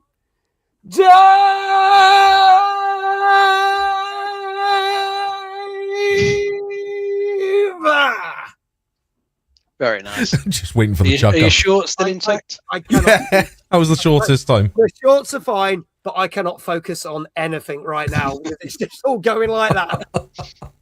So there you go. Well done to Dave for getting that right as well. Hell, give me a couple of seconds. Now I can read the chat. There you go. What was the score? 8.5, Chloe. 8.5. You got it right, so you get a shout out. Because I'm sure you said 8.5. So there you go. Moving on to some more gaming news. GTA 6, you would have heard this last week. GTA 6 gameplay was leaked along with the full map. So obviously we can't show you that because we'll get closed down. But we can talk about it. So there was a big cyber leak. And this was the interesting thing. So It was leaks by a group who basically were campaigning about in-game currency in games and things where you buy a game, then you have to pay out a lot more to continue playing the game. So they basically leaked and threatened Rockstar and Take-Two and said, if you don't abide by our terms, which we don't actually know what the terms are just yet, then more of this will happen. So the full map went out, and the map looks insane. Like the world is the biggest they've ever done, which you'd kind of expect for GTA 6. And then we saw that there was a shot of Jason, one of the main characters, getting into a fight with cops, and that the 6-star rated system has come back. So now you can get like the blooming Air Force and Army turning up to basically run you over with a tank and kill you. So not just police and SWAT teams. And there was a clip of Jason playing basketball, which is a mini game that has returned also. What's interesting is in 2 days, we get the Netflix sort of, I don't know what you would call it, a first look is what they're calling it, where we get to see some more gameplay, more in-depth things. 6 hours after that has been broadcast on Netflix, it goes out to YouTube and all major channels. So IGN, GameSpot, all them lot are going to have it as well. So if you haven't got Netflix, don't worry. 6 hours later, you can go and watch it. Here's the funny thing. This company that are trying to say, stop putting in-game currency into games that make you pay out more, that you have to buy this, we're basically saying, if you want to support us, you can buy our Bitcoin. I was kind of like, kind of defeats the object there, really, doesn't it? So I thought that was a bit weird. But literally, also, after this happened last week, Take-Two were like, right, we're not going to let these leaks happen. We are basically taking action. And as of yesterday and over the weekend, they are basically going to file subpoenas in America in federal court, because they have basically headed towards Discord and Microsoft, because they believe this is where some of the leaks came from originally, and said, you need to hand over the details of these people so that we can identify them, because we are going to slap their ass in court and sue the fucking shit out of them. So they has been traced back to Discord and Microsoft, where these leaks come from, and Take-Two are not lying down on this, because some people are saying, well, Rockstar aren't going to do anything now because we're so close. Oh, yes, they fucking are. They're going to become the new Nintendo, where if you do wrong by them, you are going to fucking pay for it. That seems to be the way. They sent a kid off to, what's it called? A mental institution. The last one to hack them. Yeah. They sent him off to a mental institution over it. Yeah. That's like, they don't mess about. But at the same time, I don't think the leaks are as big as what people are making out to be. No, I think we were talking about like 8 seconds of clips, if that, from the They're not going to do any damage to the game. No, no one's going to be cancelling their pre-orders over it, I'm sure. Exactly. You've not got the main characters. They're trying to say that they've played the full game as well. A lot of the supposed leaks that I've seen so far have been AI-generated content. Hell of a lot of it. So it's a bit of a, have you really got anything there? Or at the same time, is this really a leak and not a really well done marketing ploy by Rockstar? Because like we were on about earlier, you got Gamescom at the moment, right? Yeah. And to play 3 minutes of content on that, look at about 1 million. Yeah. Or you could set up your own Twitter account, make up a little leak avatar, pretend a leak is going out, and everybody's all of a sudden talking about it, and we've got free advertisement on every single news network. They get paid by Netflix to do the thing, so they've made cream some money off that, and then they'll slap it all over YouTube, and that's not going to cost them anything. Yeah, and someone in the office has set up a Bitcoin account, so they've got a really big Christmas party coming up. Yeah, they're going to be living it. Yeah. But whoever it is, they're gonna get caught. They're gonna end up in some serious trouble. They may have made a little bit of wealth off the back of it, but realistically, is it going to be worth it? Oh, hell no. Well, anything they're made off that's Bitcoin is going to be going towards lawyer fees, ain't it? Yeah. So they're going to get spanked. Yeah. Speaking of leaks, iQual's going to the toilet. He'll be right back. There you go. We'll obviously, I am going to probably watch the Netflix thing when it goes live in 2 days. Give it a look, and we'll probably talk about it on the show this time next week. So we'll let you know what you do. But yeah, people were going, "Oh, we're really annoyed that it's on Netflix." It was like, but if you can't wait 6 hours, it's going to be free everywhere else. I don't know what the big deal is, but people would like exactly. Yeah, at least you have a free trial period anyway. Yeah, sign up for a free trial. Yeah, you can. Yeah, it's just an exclusivity thing. It's one of those it's like many people do it, many places do it. You got streamers do it. Yeah. You sub to me, I'm going to be putting out content on this Discord earlier than I'm putting it everywhere else. Yeah. Join my Patreon, be the first to see it a day before. Exactly. Members only videos on YouTube. Yeah. I think one of the games on GameCon was doing some extended gameplay on Jacksepticeye's channel. I forget which game it is. That's coming up. It's a benefit. It's a benefit because you're paying for a service. You're gaining that extra privilege on top because you're paying for it. Yeah, I'd be a bit pissed if it was a bit of a we're not gonna give you exclusive stuff. We'll take your money though. Yeah. All right. What is content? That coming from the queen of content, Big Fuzzy Ag. Give over. Give over. Who are you trying to fool? Lulu, good evening. I watched the Dovetail game direct tonight. I'm not really a train guy, but what they do is impressive to me with the train sims. Well, we did see some of that earlier today. There you go. In fact, some of those trailers for the train games were far better than some of the other shit we saw at Game Con tonight. But there you go. Good to see you, Blue Lou. Thank you for being here. Let's move on to our final 2 games. We were going to cover 8 games. I'm going to quickly breeze through these. There was 2 other games. I don't want to basically run late because Jeff Keighley fucking caused us to be late. But, you know, it's not fair on Dave or Carlton if we run over. So 2 other games we were going to talk about. They're crazy Japanese games. One was called Over Requiems with a Z. Came out last Thursday. It's only on Switch and Switch 2. Got an 8.5. We will chuck this in the Discord. It looks batshit crazy. And then this one, which is more of a graphic novel, is the best way to describe it. Came out on Thursday on PC, PS4, 5, Xbox Series X and S, Switch and Switch 2. It's called Steins Gate Reboot. That got an 8.5 out of 10 as well. So we will put those in the Discord if you want to check them out. Dax, good evening. You just got 450 Mojo Bites for a 7-stream streak. Thank you very much. Good, sir, for that. So we will move on to our next game and another game with a 2 in it. Our 3rd game with a 2. If you like Souls likes, this is going to be right up your street because this came out on Thursday on PS5, Xbox Series X and S and PC. And this is the trailer for Mortal Shell 2. Let's have a look at this right now. Harbinger, I do not sleep, and yet I dream through their eyes.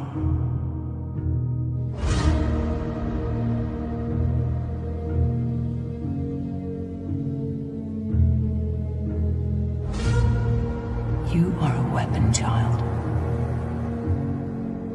the last of your brood.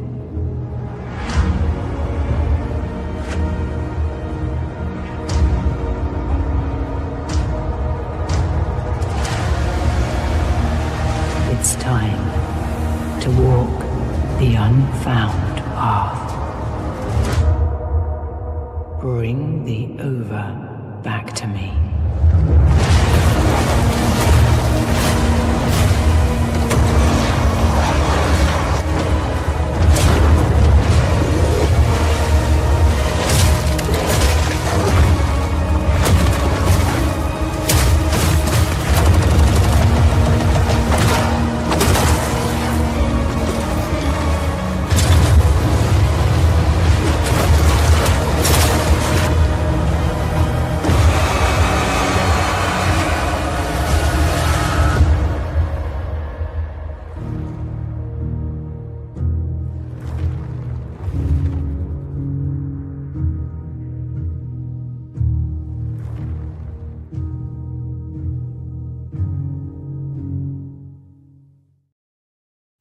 There you go. Mortal Shell 2. Dave, tell us a little bit more about this one, good sir.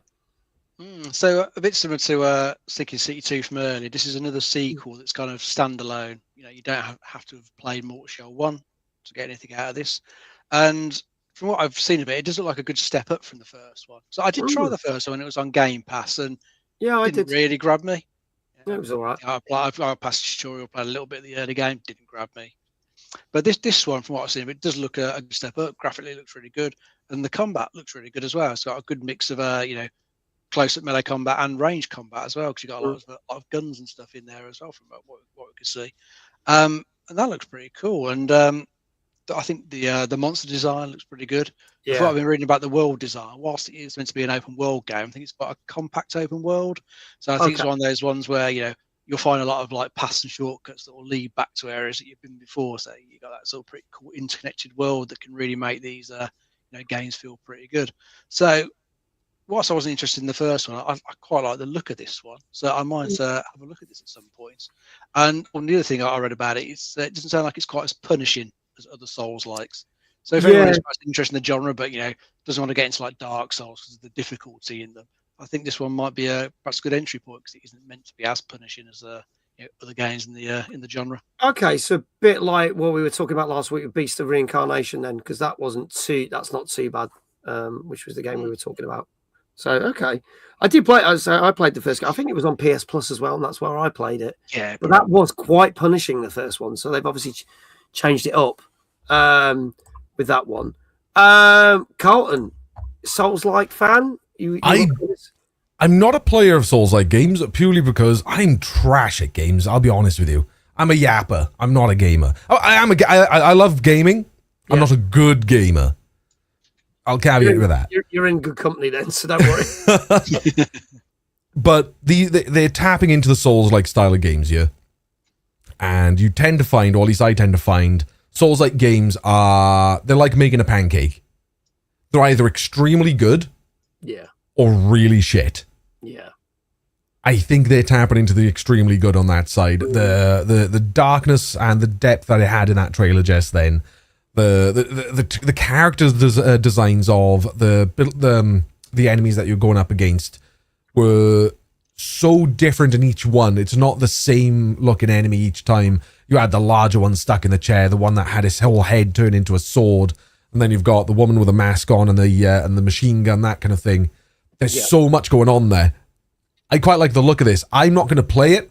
I'm definitely going to watch it. Nice. Yeah. I'm not going to lie. I applied to get a copy of this game. Didn't get it, unfortunately. Bit wounded because I thought, you know what? I didn't mind the first one. I've heard good things about this one. But no. So I'm going to be like, I'm going to have to watch someone else play it. So there you go. I can't get everything. It's one of those. You get some, you don't get some the way it is. But this does look really good. And I'm not a big fan of Souls-likes, but if it's a Souls-like where you might stand a chance, things like Liza P, things like that, I enjoyed those. So yeah, there you go. Let's see what people are saying in the chat. If you just joined us, you don't know why there's a load of numbers in the chat. We are guessing the scores that the critics have said. We're taking an average score. If you guess it correctly, you'll get a shout out in the chat. This, by the way, and we're back. Oh, we're back to normality. 40 quid on Steam. There it 40 is. quid on Xbox. 45 quid on PlayStation. So most expensive on PlayStation. The world is Thank God. Heart rate's gone down. Yeah, that's all right. God, I thought it was a weird anomaly or something going on. Let's see what we're saying with this one. Danker, 8.5. Brian, 8.5, but not one for me. I get that. Not everyone likes Souls-likes. Souls-likes continue to be popular. 8.5, says Under Console Pod. Daxtron, 8.5. Chloe says 8. It's been a run of horror today. It has in a way. I don't know why. It's just the way it's gone. Moonchild, 8. Harper, 8. JL, 8. Kindred, 8.5. Hannah, 8.5. To give you a baseline, Mortal Shell was around 7.5. Oh, that's interesting. Okay. Rock Muse, 8. This looked very good. Could have sworn the first game was half that price. Possibly was. Jenny, 8.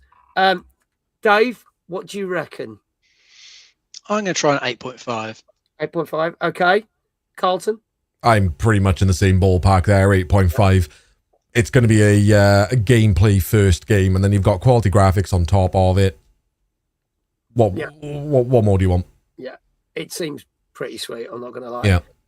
It's got a following now, though. It certainly has. This has got a good following, so I think this will do well. I can tell you, folks, if there is no one else going to put any scores in the chat, this is Mortal Shell 2, which came out last Thursday on Xbox, PC, and PS5. And this, on average, got 8 out of 10. Not bad. So not quite as good as some people are, but still a solid 8, which is great. So Jenny, congratulations, you got it right. Rockmuse, you got it right. JL, Harper, Moonchild, Chloe. I think that's everyone. If I missed anyone, my apologies. Harper is now 2 out of 5. Chloe's 4 out of 5. Rockmuse is like, what? I got one right. Yes, you got one right. Well done. It's happened. It's happened. Damn it, my first one wrong. Kindred was doing so well. He was on that streak. Did Hannah get it right? Oh, Hannah didn't get it right. So the two people that were in the lead. Oh, so we haven't got any 5 for 5s. Oof. Damn.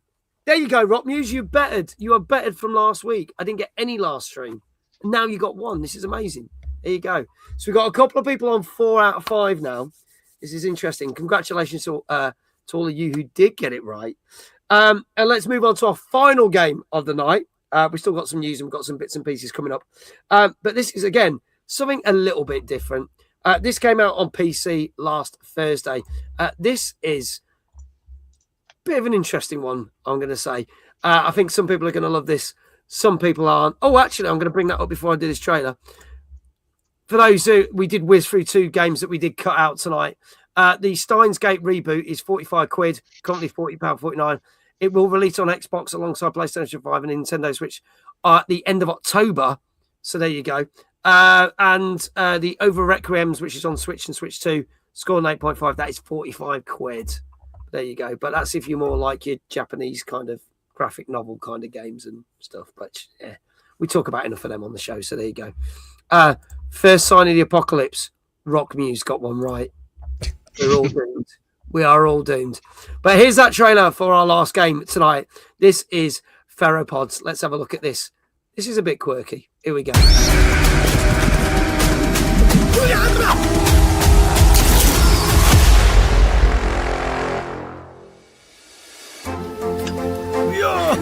Ane, papo. Huh?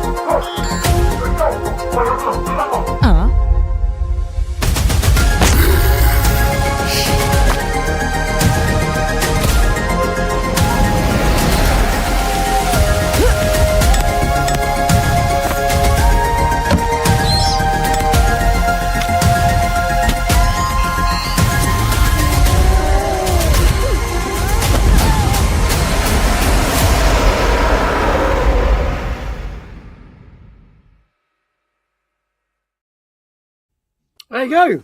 Theropods. I like the look of this. This is just kind of... I think it's intrigued me because it's so odd in that respect. But I think a dinosaur point-and-click adventure is something we fucking well need in this day and age. So, Dave, tell us a little bit more about this. Yeah, this is something that wasn't on my radar. I hadn't even heard of it until you put it in the list for tonight. But yeah, looking at it, it looks like a pretty cool point-and-click adventure game. So, set in the prehistoric world, but a bit of a sci-fi twist. You're, I think, young hunter witnesses some glowing stone falling from the sky, and then after a village gets attacked, she ends up meeting up with this character who seems to have come from space, who I think needs that stone to power his ship to get back off the planet. So the two of you got to work together to try and find it. And it looks pretty cool, and I think what they're doing with this one is, the old point-and-click adventures, you had all the verbs like walk, talk. Yeah, it hasn't got anything of that. It's all meant to be a wordless game, so it's all with do stuff with gestures instead. So it certainly sounds quite interesting. I do like the art style. Always a sucker for the pixel art style of graphics. So definitely intrigued by this one. Looks really cool. It's funny. This was on my radar because I got sent quite a lot of press releases, but I'm gonna say this: whoever did the press releases didn't do a very good job, because I deleted about 8 emails about this game because it was the most boring press releases I read, and if they'd sent me that fucking trailer with the press release, I'd have been like, I want to get a copy of this game. But it's been and gone now, and I can't get one. But people work on your press releases because that looked fucking brilliant. There you go. Only now am I interested in it after seeing that trailer. Typical. Carlton, your thoughts on this, because it's something a bit different. That looked fun. It's quirky. It's different. It's new. I say it's new. It's going into the vein of Dave the Diver, which was another one which did incredible. They tried something different. They tried pushing a different style out there to try and bring in a different audience. And I don't think I can say different anymore without making the word different sound silly. But all in all, generally that looked fun. It looked good. It looked as if they had a very good story built into it with the sound dynamics they had going on with the different characters, just the whole way that it played out. I'm looking forward to seeing this. I'm looking forward to even trying to get my hands on it to play it. I think either Keymailer or Press Engine, I think, were the people who were sending me the press releases. So yeah, you probably still can. So go for it. But whoever wrote the press releases, Jesus Christ, do a better job with that. There's a few of those out there. I hardly had any images. It had the logo, and it was just reams of text. And when I get press releases like that, I'm just like, nah, sorry, not even going to consider it for the show. And it was only because something else cropped up that I was like, all right, go on, I'll chuck it in. I'm glad I did now, because when I got the trailer, I was like, oh shit, it looks decent. So there you go, folks. Let's see what people are saying. Scores wise, get your scores in. This is the last game of the night. This is normally 16 quid, but until the 3rd of September, it's £12.79. So there you go. Go check it out. Let's see what people are saying. Big Fuzzy Yak, 6.5. Oh, not liking it. Rock News 6. Okay. People not Brian 8. Chloe 7.5. Danka 8. Harper 8.5. Hannah 8. Kindred 7. On the console podcast. Okay, so we got really different things here. Matt says, going to shoot. Great stream. See you tomorrow. Thank you, mate. I am on at 6 o'clock with more Gamescom coverage from 6 o'clock, mate. So I'll see you then. Big Fuzzy Panda 7. Scars 7. Votes are everywhere. Yeah, this is really varied. Really varied. Carlton, I'll start with you for this last one. What do you reckon? So I would have ended up hazarding a guess towards something heavier, like a 9, purely because of how extraordinarily different this game is compared to what all the others are, and how much effort has gone into how it looks. However, I've never heard of the game. You even mentioned how the press release was a little bit, so somebody in the background hasn't done really a good job on pushing it to get it up to a 9. I'm going to go 8. Okay. I'm going to say that, yeah, I think the gameplay is going to be great. I think the story is going to be great. I think it's just been let down by it's not out there enough. Yeah, not enough people know about it. Yeah. Exactly. Jenny, an 8. Dave, last one for you. What say you? I'll try a 7.5. Going for a 7.5. Okay. Folks, this is Theropods, which came out last Thursday on PC. There are any more scores in the chat? Get them in now, because I can tell you that this, despite its shitty press releases, did get an 8 out of 10. Go on, because of his shitty press releases. It could have been a 9. Could have been 9. But for the purpose of tonight, that'll just do. Thank you. It'll just do. There you go. Thank you so much.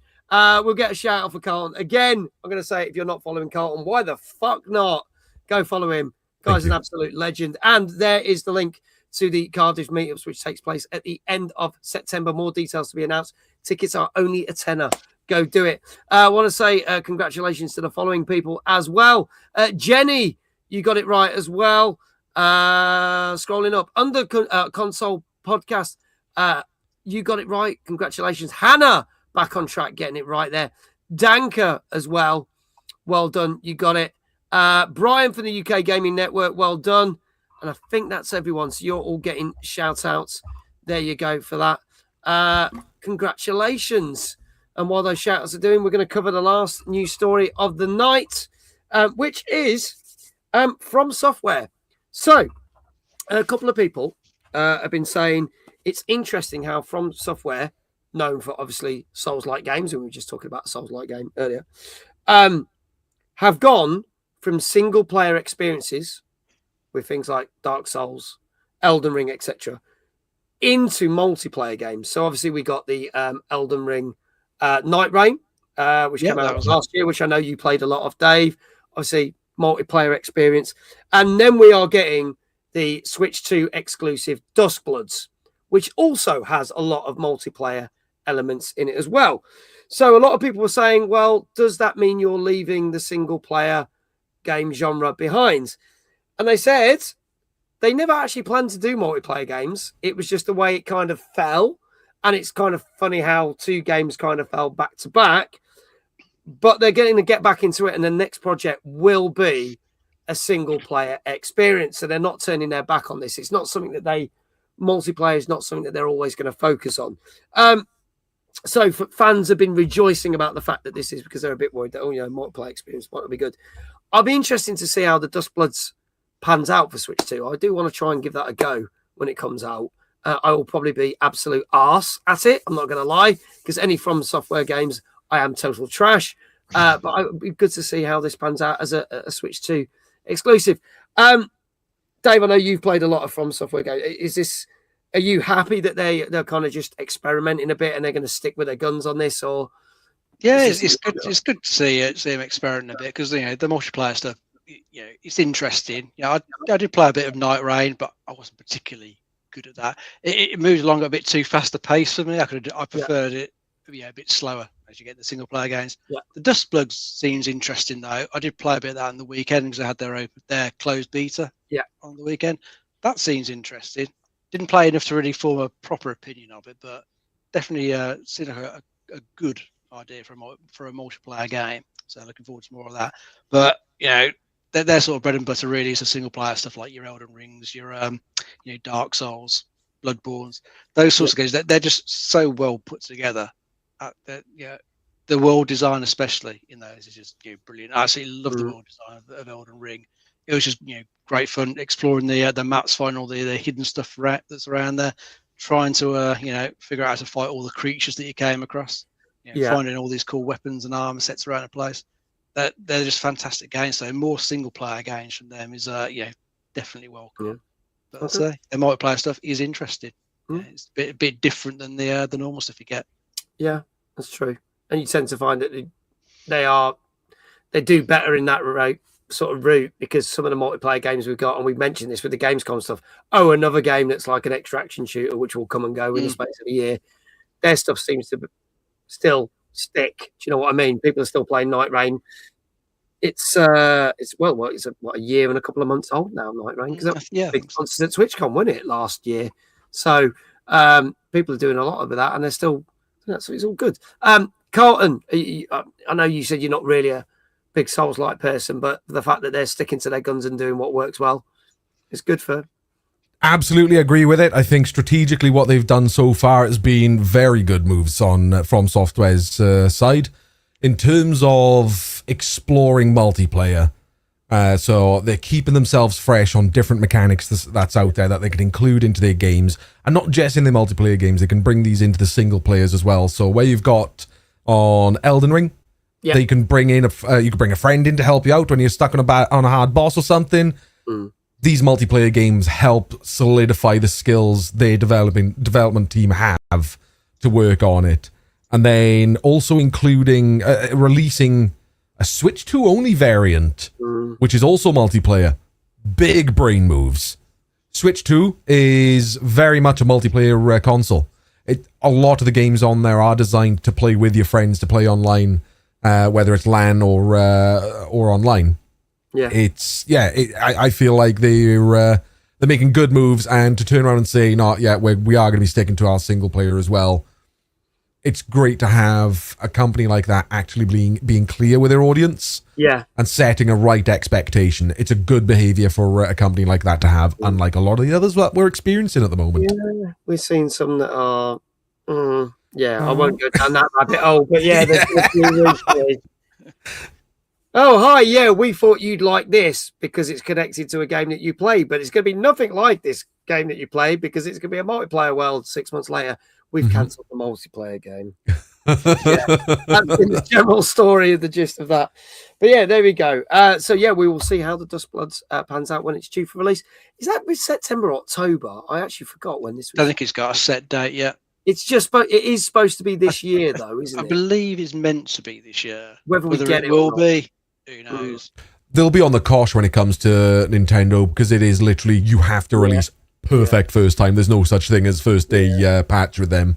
So I do wonder whether that might get pushed back, but we'll see. We'll see. There you go. Kindred says it's like crotch scratching simulator for Borderlands 2 or Payday 2.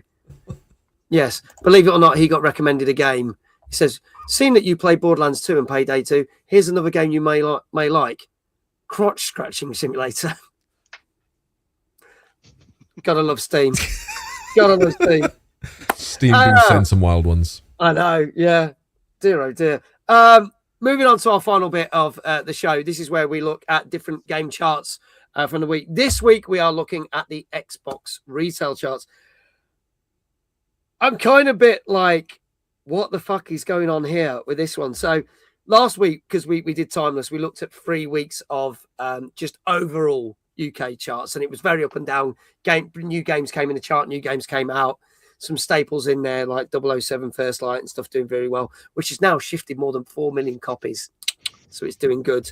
Probably the second biggest selling game of the year at the moment, next to Resident Evil Requiem. But I've got a feeling that GTA 6 is going to blow both of them out of the water. So yeah, I might have to settle for second and third. But we're going to look at the Xbox retail charts. And boy, is this a weird one.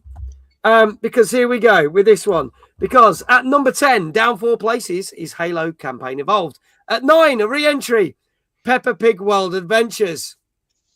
At 8, down 1 place, Forza Horizon 6. At 7, down 4 places, Monster Hunter Wilds. At number 6, a re-entry, is Battlefield 6. At number 5, down 1 place, is 007 First Light. Was last week's number 1 in the Xbox chart, but down 3 places. At number 4 is Hell Let Loose Vietnam.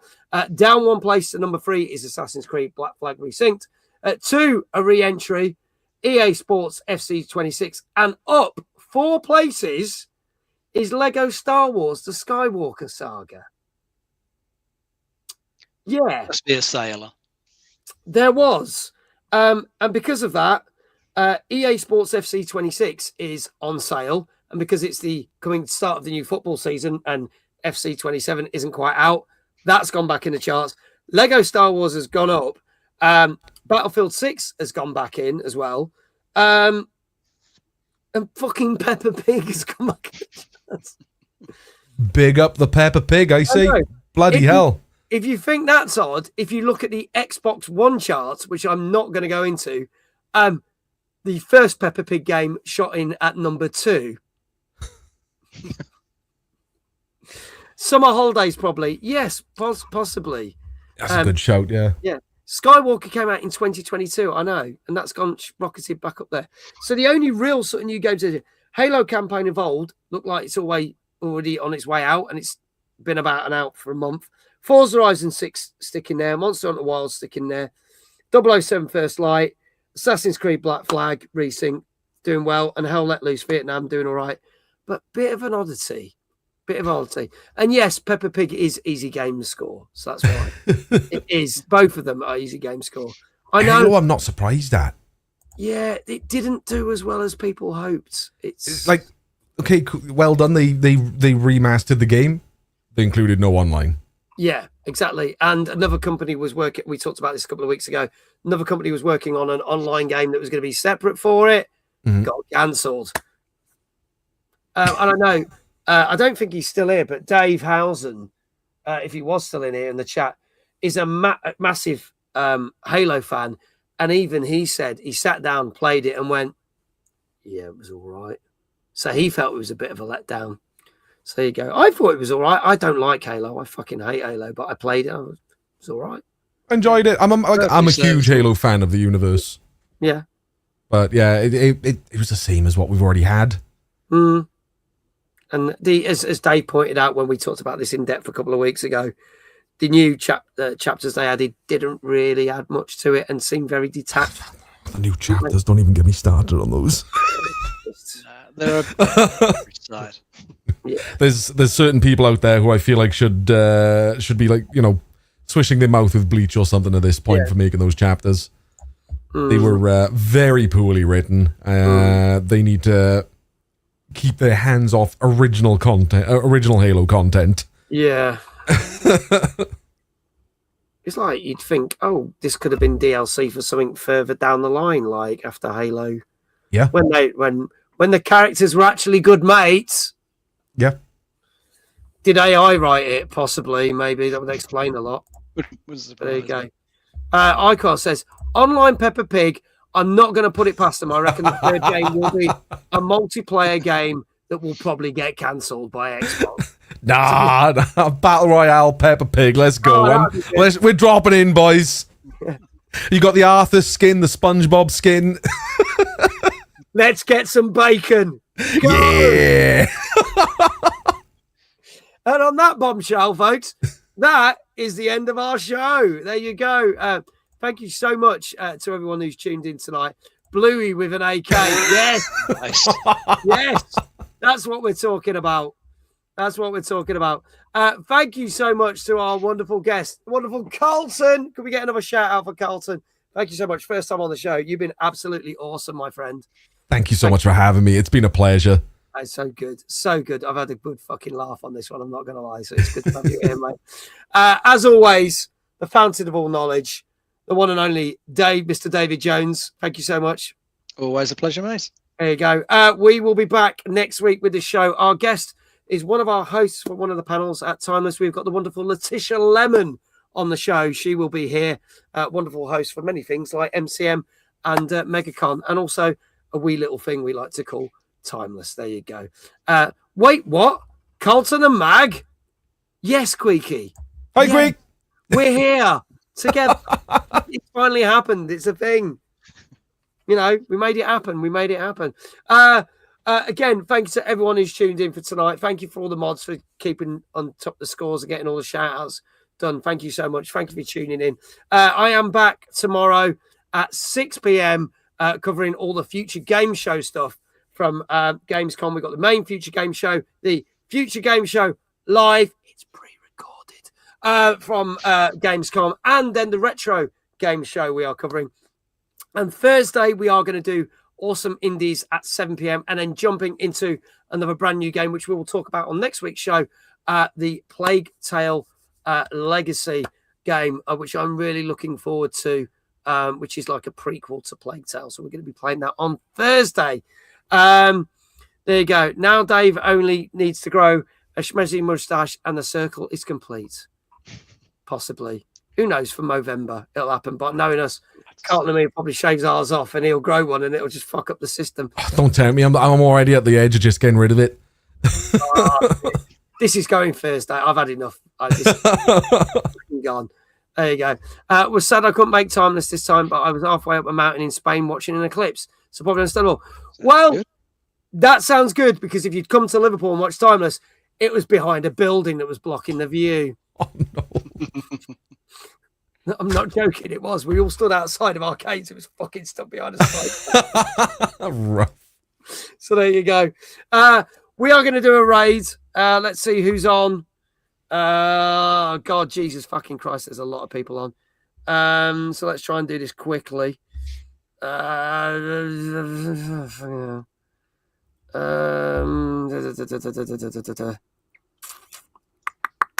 there anyone that you know that you might want to? We can keep it within the organisers. Yeah, can we? Is Nath on? Is he? Or is not Shaky's on. Oh, Shaky's on. So, yeah, because they've got their Midlands meet. Like 2 weeks. 2 weeks time. Something like that. Yeah, I'm going to that one. Yeah, I was. But it's a drive up and drive back. I'm not now. Something's come up and I've got to do something at an event that I'm not allowed to talk about. So I did send him an apology. I had to RSVP, but I wanted to go. I'm going to tell him that we were calling him names and everything on this stream. We were coming up with ideas as to why you're not going to go. Yeah, absolutely shitting on there. Sorry. I feel bad. I really wanted to be there for it, and then this thing's come up, and I've gone. Shit happens, man. Shit happens. Stupid not to take it. So yeah. There you go. It's how I make a fucking living talking shite at events. So I might as well carry on. That's the way it means to go. All right, let's do this. Shaky's on. What is Shaky playing? Let's have a look. He is playing Subnautica Below Zero. Okay. That's not. Is that's the new one though, isn't it? No, it's not. It's not the new one. Is that the one that's in the ice thing? I believe so, yeah. I think that was like the DLC to the first one. Yeah. Okay, cool. All right, let's do this. Let's go raid Shaky. Press that button. Talking shite. You know me too well, Kindred. There we go. Is that working? Has that raid started? He says. Yes! There you go. Awesome. Thank you so much. So all that leaves for me to say is, wherever you are in the world, have a great morning, great afternoon, great evening. I shall see you back at 6 o'clock tomorrow for more Gamescom, probably mildly average coverage. Let's hope we do get some good stuff. And we'll just all wave at the camera idiotically, and then I'll press a button and we'll all disappear. Thank you so much. Bye. Bye.